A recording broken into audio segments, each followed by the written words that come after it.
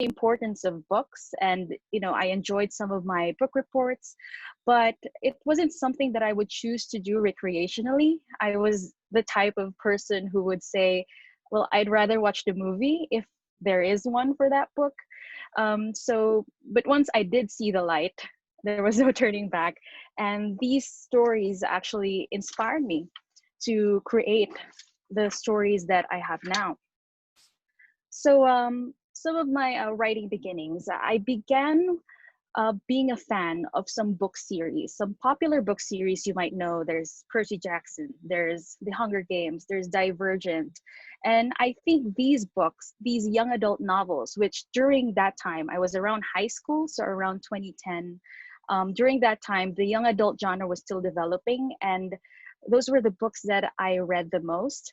So I created fan pages and book clubs on Facebook. I was camp activities director for Camp Half-Blood Philippines. I was an admin for the Hunger Games Philippines and Divergent Philippines. And this came out from my love for these series and for the authors that wrote these books. And I think this really shaped who I am as a writer today, and the genre I write for, and even became part of my writing foundation. So through these pages, I was able to discover fan fictions, and I'm sure a lot of you know what fan fictions are. So it's basically just creating alternate endings or getting elements from an existing story and then creating new side stories for them. And it's a great way to start getting into writing if you really want to pursue this path, because A, it has a great community. Everyone is so supported in there. And B, it's a great practice ground, which I really took advantage of. So that's what I did throughout my high school and college years. Around college, though, I was more serious in my writing because I said that I wanted to do this for a living. And so around that time, I also got into K-pop. And this is one of the groups that I really, really like. I'm sure you all know who they are.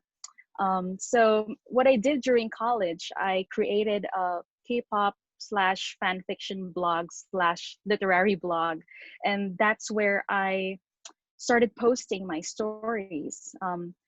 When I got into K-pop, I realized that a lot of the fans actually enjoy reading fan fiction. And I use this to build readership.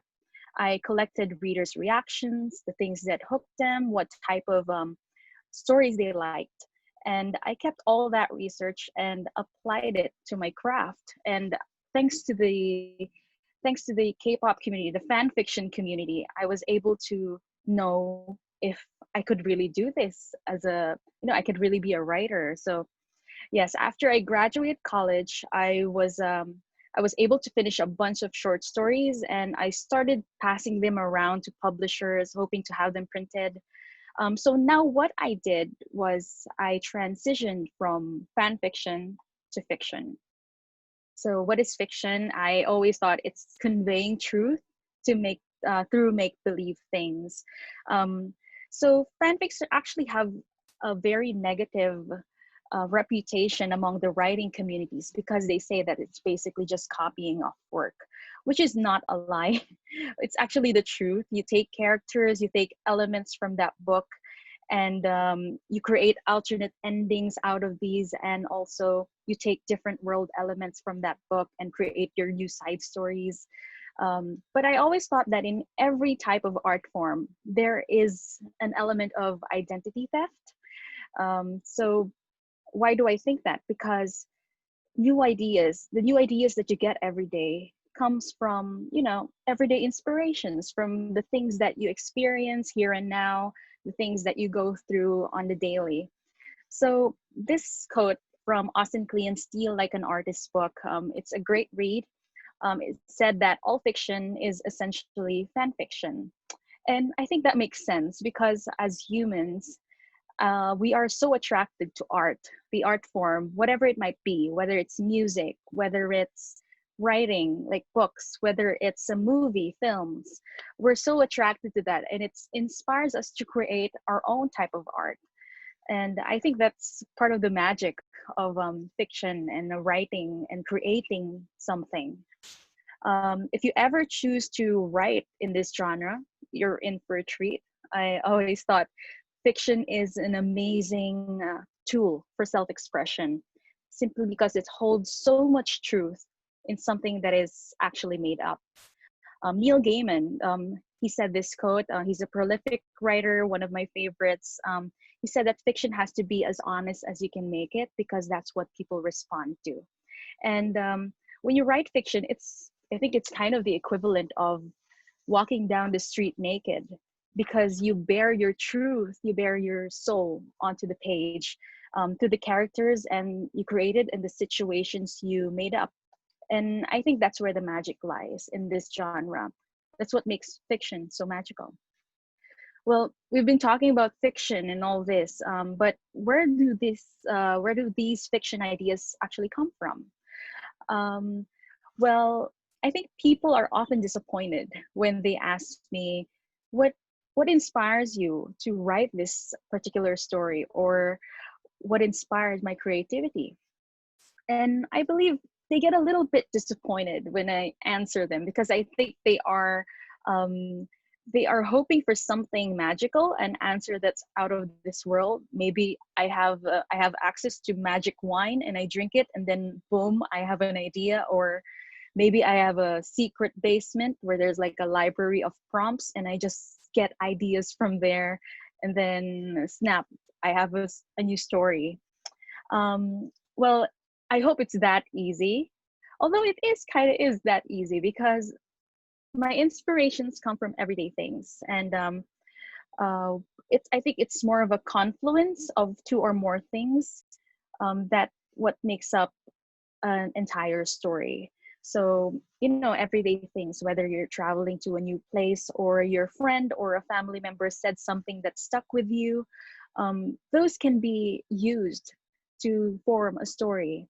So it's not just one thing, it's a mixture of a lot of ideas that the writer acquires. And you never really know where it comes from most of the time. And I think that's the wonder of creating a story. It surprises you a lot of times and it just hits you and you think, why didn't I think of that?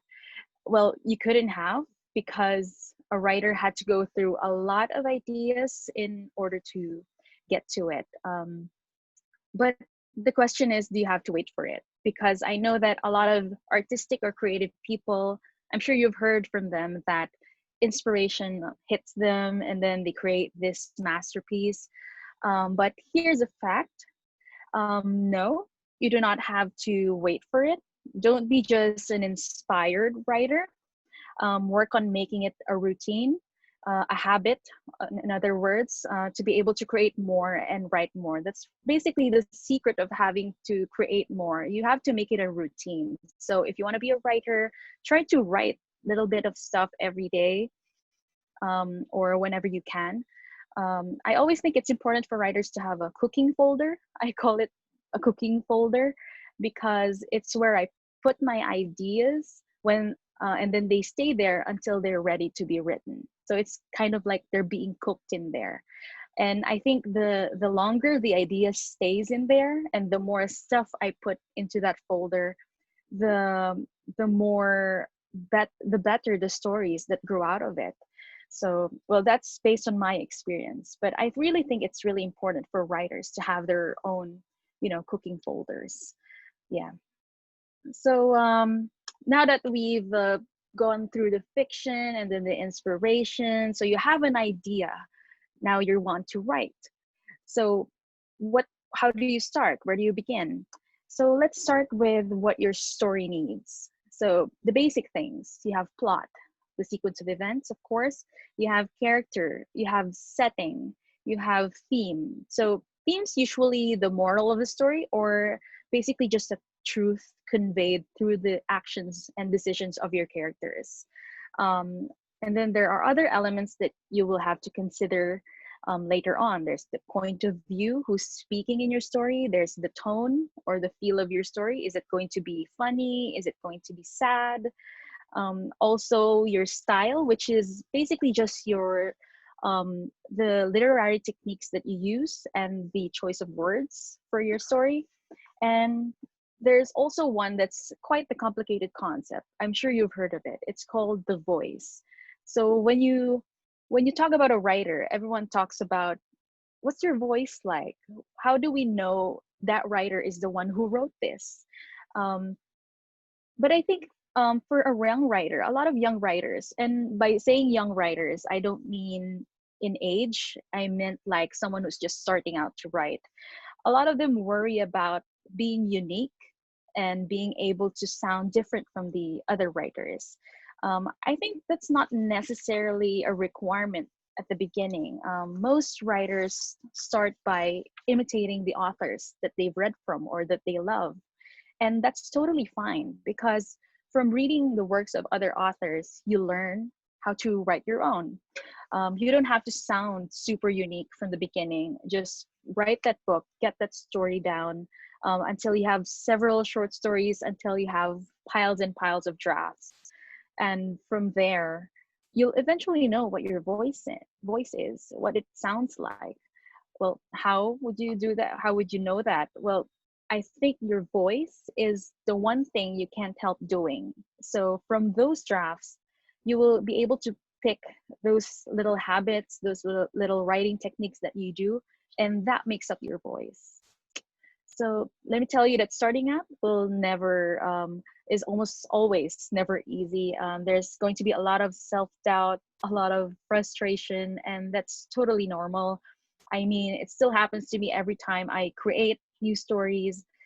It's important to know from the get-go that you will make a lot of mistakes. When you create your first draft, it's going to be a mess, maybe. It's going to be not so good. And that's totally okay because you have to remember that you will learn more from your failures than your successes. Because if you always succeed, then you're kind of limiting your room for improvement. So it's better to fail and make mistakes, learn from that, improve on those mistakes, and then you create better stories in the future. Another thing is they say there are two types of writers. There's the plotters and pantsers. If you're asking what type of writer I am, sometimes I'm a bit of both. For okay, if you don't know what these two are yet, a plotter is basically someone who writes a story, who outlines it from the beginning, and then like he or she has the outline of the chapters, the characters, what they're like, and all that before the actual writing process. And the pantsers, they start writing from the get-go and just plot out as they went. For my latest novel, Loss of Motion and Attraction, I depended heavily on the vibe of my audience because it used to be an online story. And I basically plotted as I went. So I was such a pantser for Loss of Motion and Attraction. For my other books, like Words, Fate, and Accidents, I knew the story from the start to the end. I knew who my characters were, what was going to happen. So I was a very plotter writer then. But I think it's important to find a balance between the two. Because if you're both plotter and pantser, they both have benefits. I mean, pantsers are open more to creative ideas in the middle of their story, and they would often vibe with the characters that they have created. Because sometimes you eventually create their own identity, and you start to question their decisions and all that. So I think there's a benefit of being both. Um, I mean, being a plotter, on the other hand, gives you more control of your story and would help you finish it a lot faster if you knew where you were going. So just briefly, I will tell you what are the writing stages. I often joke that writing stages is like going through the stages of love. How? Okay, I'm going to tell you this. So the first stage is called researching. And I think this is the attraction phase when you start to like someone. Because here, this is where you get an idea and then you get so infatuated with it and you get attracted to more elements that you will add to your story as you go. The second is like the courtship stage, which is the outlining.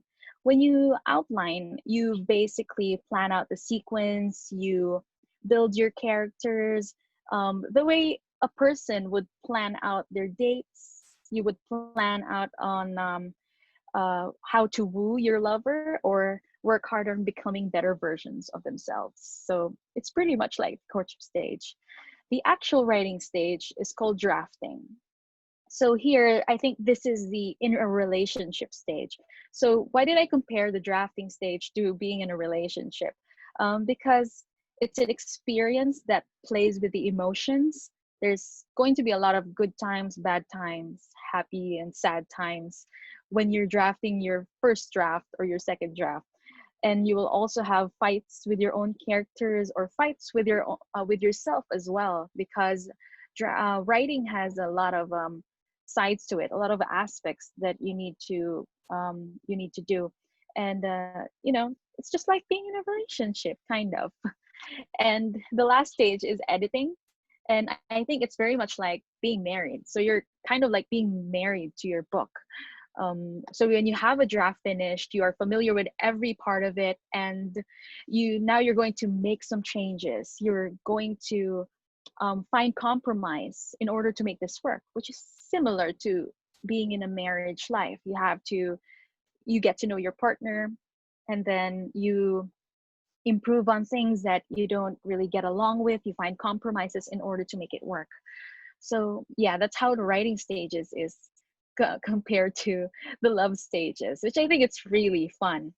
So yes, after that, you get to do it all over again. Well, I'm not saying you should do that in real life. You get married and then you do it all over again. But I mean, like in writing, you often have to do it all over again because there isn't really a time frame for this. Sometimes you get stuck at the ideation part, sometimes the writing itself, and you edit so many times too and make several draft versions. It depends on the story and how passionate you are in making this a good one. But the most important rule is to finish a draft, the first one, because I always say you can't edit a blank page. It's better to edit a mess than a blank page. Now, in structuring stories, I often go to Freytag's pyramid. So the main takeaway from this is a story always have three parts. So that's the beginning, the middle, and the end. So when you think of writing a story, you have to think of the emotional levels of your readers. So think of it as a pyramid or as a triangle. When you write your story, you want to build to a climax. And then after that, you want to let them down slowly to your resolution. If you're writing a second book or a series, you can also make that shoot up. But basically, this is like the main structure. So you have to have an intro, you have to have your climax, and you have to have your conclusion. You have to have a resolution because your readers want answers. I think that's very important. You want closure to a conflict that you've introduced in the beginning. They want closure for that. And I think good stories have really solid conflicts and really reasonable resolutions. So I think that's really important. And now I'm going to show you some of my books that I've published in the past. I don't just put them here for promo, but to share with you my failed attempts at, you know, writing a story or writing stories. Back when I was started, I drafted several stories that I never really showed to anyone. They just stayed in a folder in my laptop. Said laptop actually broke down a few years ago, and I lost all those stories. Sad story, but true. And well, I guess I just wanted to show you that writers have put a lot of effort and time into writing these stories. My first and second book, Chasing Sunsets and Falling, they were short story. These are short story collections, and the stories here were written back when I was in college. Um, so basically, it was 4 years in the making. So during that time, I was writing several stories, and it was only when I graduated that I decided to compile them in, you know, in themed collections, and voila, this is the product, Chasing Sunsets and Falling. My international novel, Words, Fate, and Accidents, was originally a short story I wrote um, in a week. it was really quick since it was just a short story after my first trip to Paris, France. And I got so inspired during my trip. And I created this short story while I was on the plane home. And then when I got back, I finished it. But I didn't get the chance to edit it into a novel until 3 years later. So it took me about 4 months to edit, and then it went about a year of being submitted to international publishers before it officially got signed. Um, Loss of Motion and Attraction, my latest one, which came out recently, just last June. This is a novel that's very close to my heart because I initially wrote this as a story on my blog. And I remember posting the first chapter and waking up the next day to a flurry of messages asking for the next part. And originally, it was a 3-part short story as well. But then I was heavily dependent on the reaction of my readers. And somehow it actually felt like I was writing it with them because of their enthusiasm for this story and their attachment to the characters that I've created in those 3 short chapters.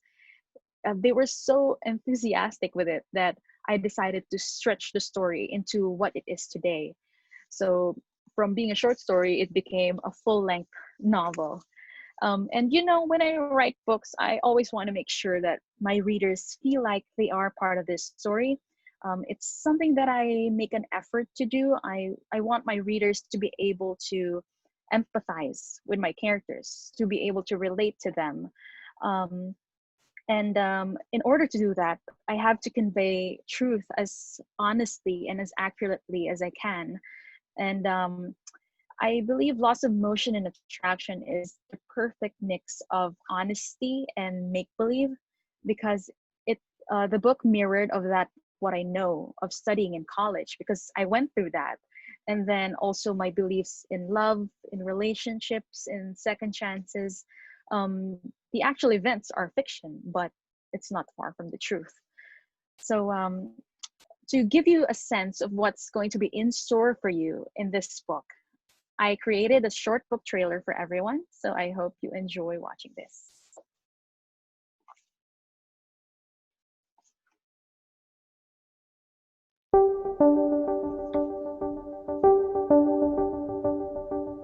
They say love is easy.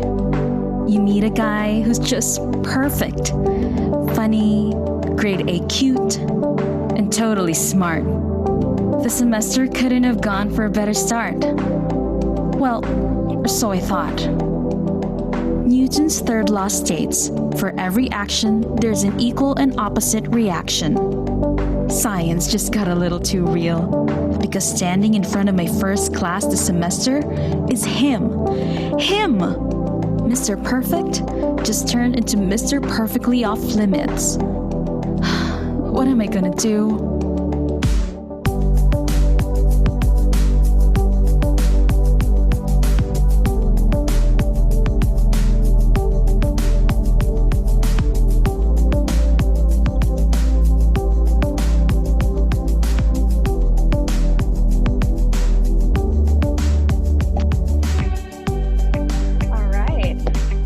I hope you guys enjoyed that.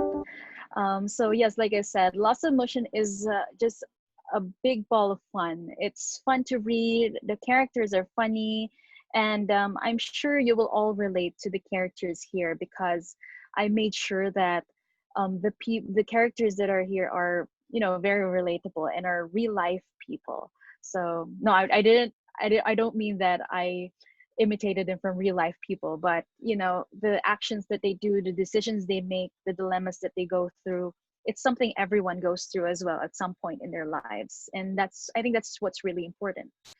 All right, so for those who want to become writers, this is one of my final notes for you guys. So some tips on writing. First is you have to read. I think the most important rule of becoming a writer is that you have to read a lot. So take whatever book you can get your hands on and then read it and just see what is the what are the styles of different authors, how do they convey things in this and that.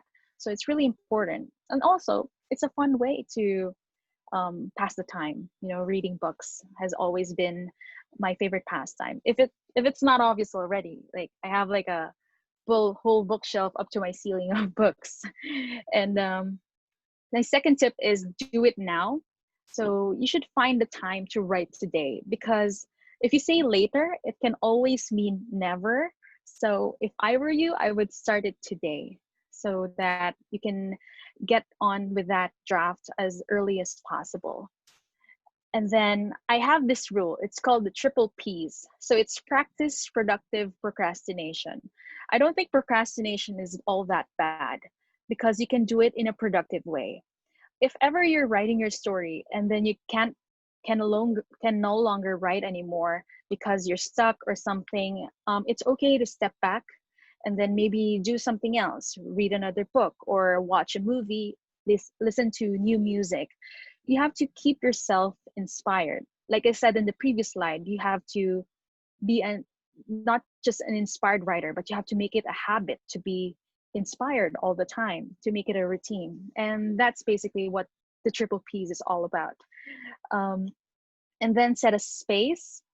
If you're going to write, don't write it somewhere where you're going to bed, because that's just an ingredient for being an insomniac. I tried that before. If you write on your bed, it's kind of, your brain start to think that when I get on my bed, I have to write. So you need to set a space, maybe a table in your room or a table somewhere in your house, that when you sit there, it's your writing spot and you have to write.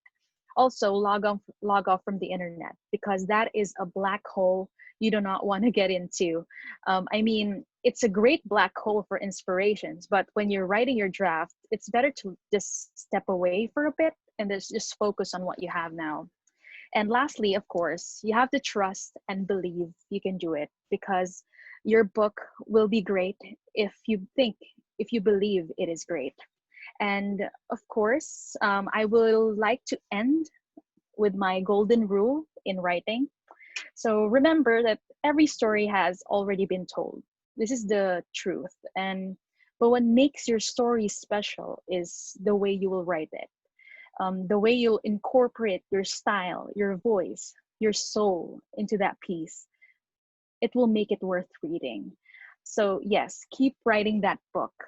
It may not look so great right now to you, but just imagine after all the drafting and after all the editing, another person would read it in the future and think it's the most amazing thing they have ever read. So you just have to believe in yourself that your story is worth reading, that you need to finish writing it, because simply the world needs your book.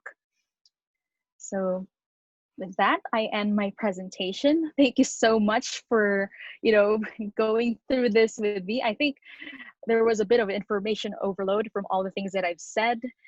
But now we are going to go into Q&A. But before that, I would also like to thank all the people who are currently buying on Shopee. But you can also continue buying more of National Bookstore's special offers on books, on local and imported books on Shopee. My books as well. So I think we have some questions over here. Yes. So number one question, I want to buy a book to read. Can you suggest for me? I'm a first-year college student. So this is from Rayleigh Manzolim. Hi, Rayleigh. Thank you for that question. It's difficult to actually give you a book to read because there's so many, and I'm not sure what type of genre you like. But I would say try reading Laws of Motion and Attraction, because it's the perfect book for your age, for someone who's first year in college, because the character here are college students as well. So I think you're going to relate to a lot of the characters here. And I think you're also going to enjoy it a lot as well.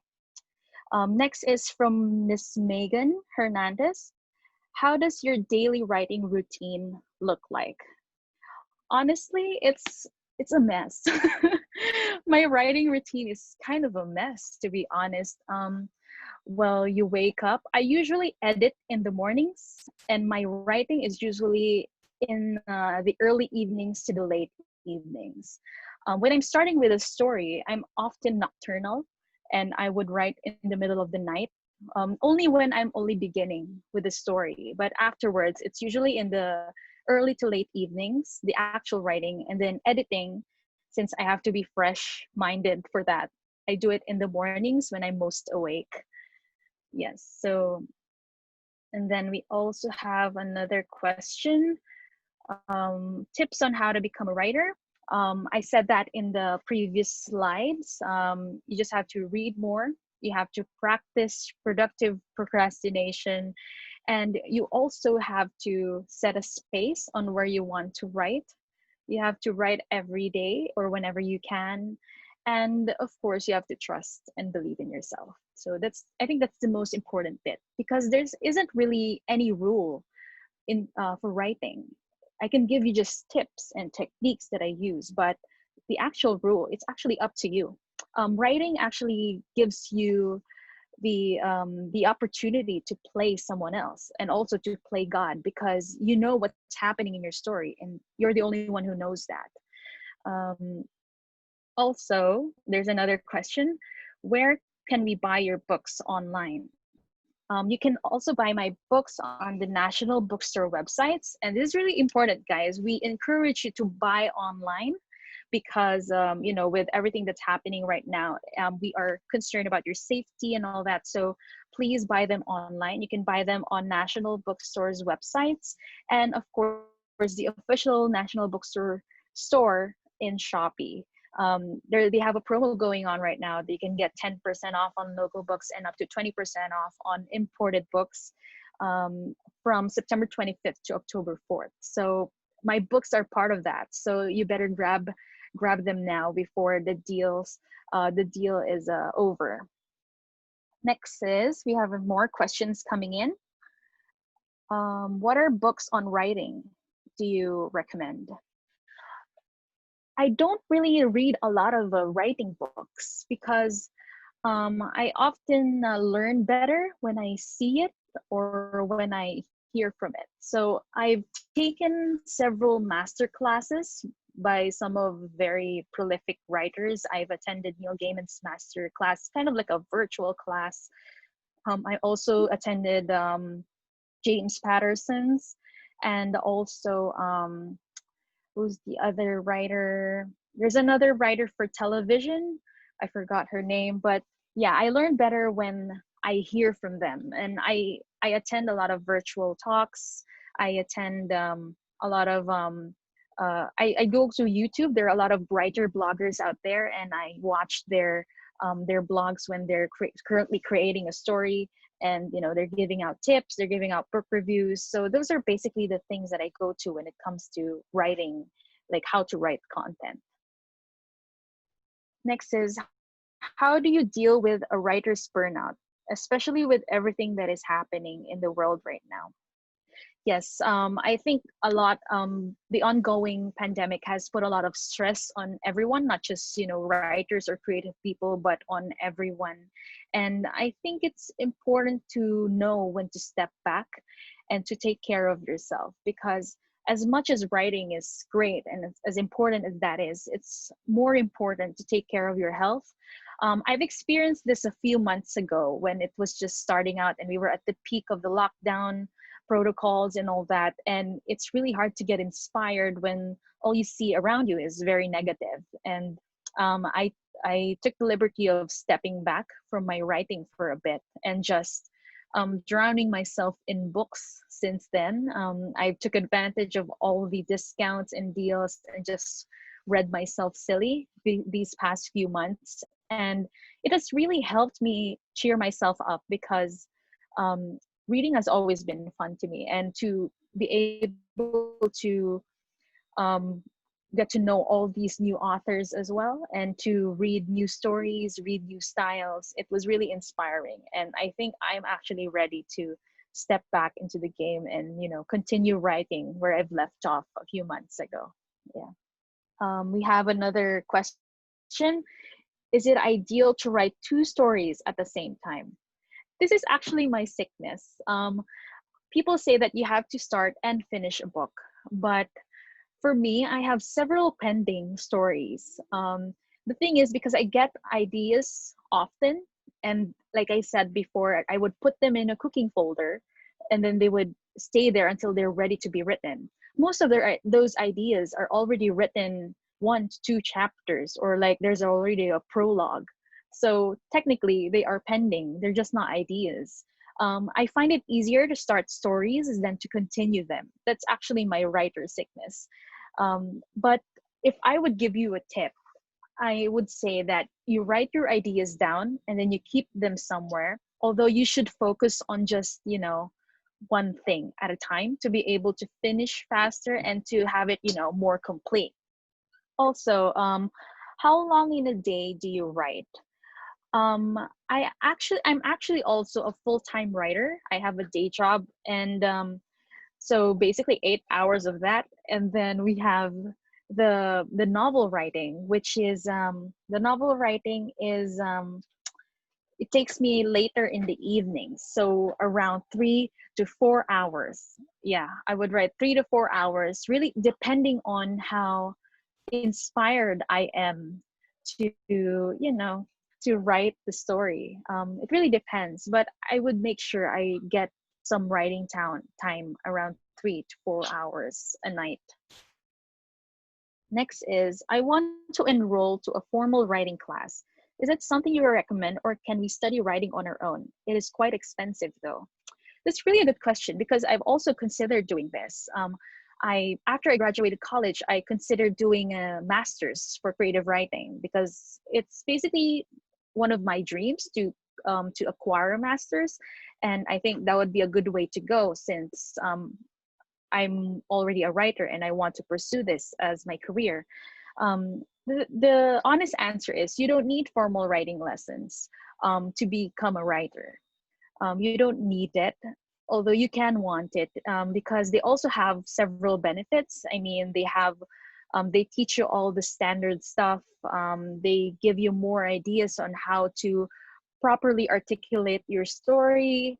You can actually learn a lot of things from classes as well. But the main thing is, you do not need to apply, or you did not need to have a writing class to be able to write your own stories, because like I said, there are no set rules to writing a story. It's all up to you.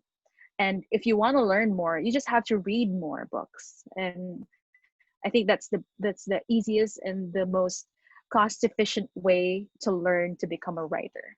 Yeah. Next is another question. I am a 15-year-old aspiring writer. I do not know how to start my stories, which makes me hard to write.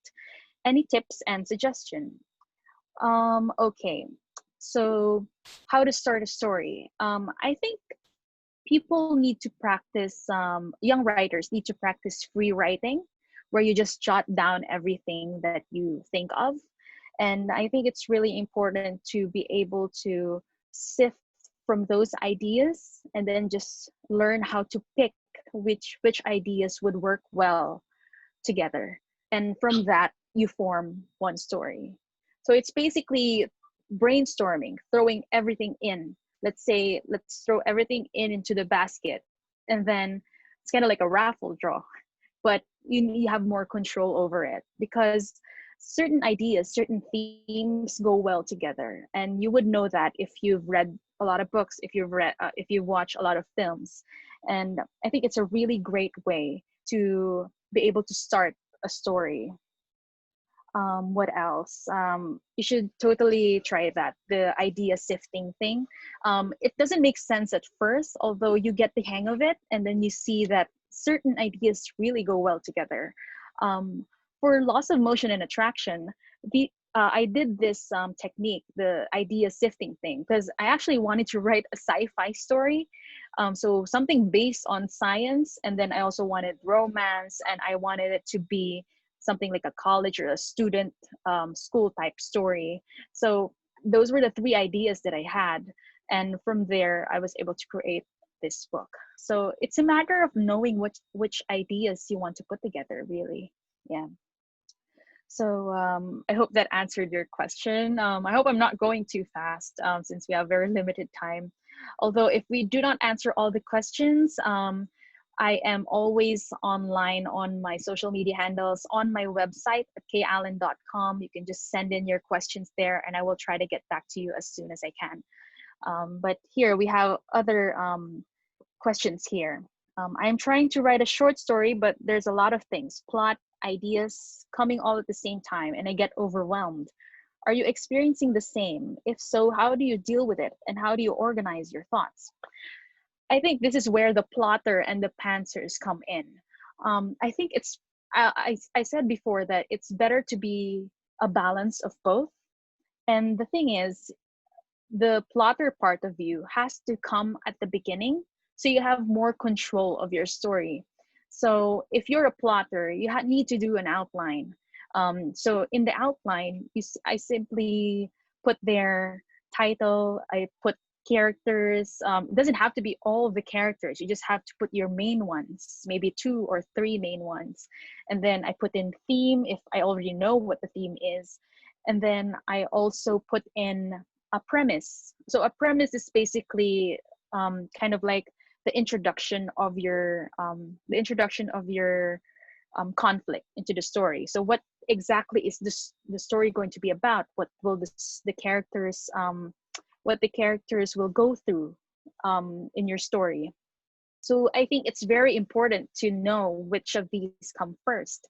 For me, it's basically more of a plot thing because I like plot driven stories.